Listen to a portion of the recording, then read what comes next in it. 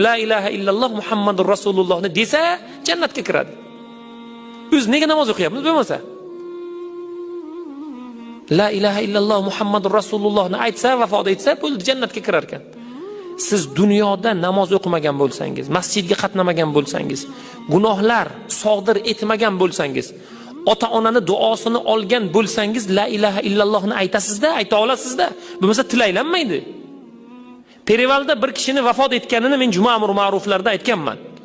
Avtohalokat bo'lyapti. Jon talvasasida odamlar aylanib aytayaptiki, la ilaha illalloh Muhammadur Rasululloh deng, deyapti.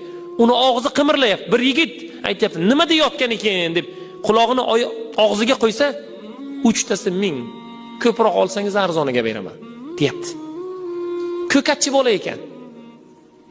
Siz bugun la ilaha illalloh Muhammadur Rasulullohni tagida nima yotadi?